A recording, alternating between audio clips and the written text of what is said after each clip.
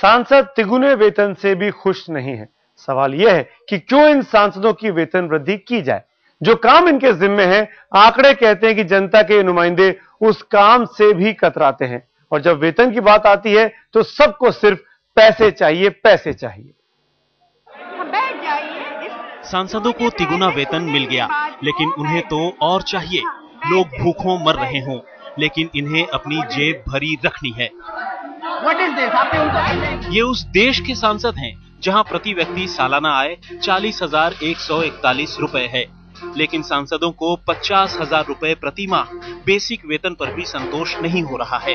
अब सांसदों को तनख्वाह और सुविधाएं तो मोटी चाहिए, लेकिन जिस काम के लिए ये इतने पैसों की मांग कर रहे हैं, जरा एक बार उन कामों का भी हाल सुन लीजिए। जनता की आवाज बने इन सांसदों का हिसाब किताब इन आंकड़ों में छिपा है।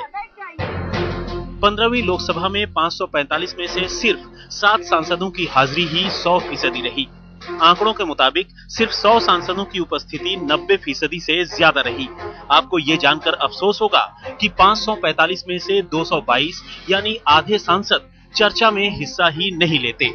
औसतन 16% सांसद कभी सवाल ही नहीं पूछ पाते, जबकि सदन का प्रश्नकाल सांसदों के पास अहम हथियार होता है।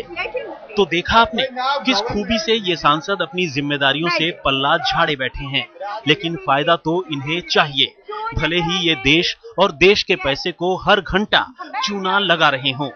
सत्र के दौरान दोनों सदनों को चलाने में हर घंटे करीब 14 लाख रुपए खर्च आते हैं। सांसदों ने बार बार सदन स्थगित कराकर मानसून सत्र के पहले ही हिस्से में 38 करोड़ 20 लाख रुपए बर्बाद कर दिए।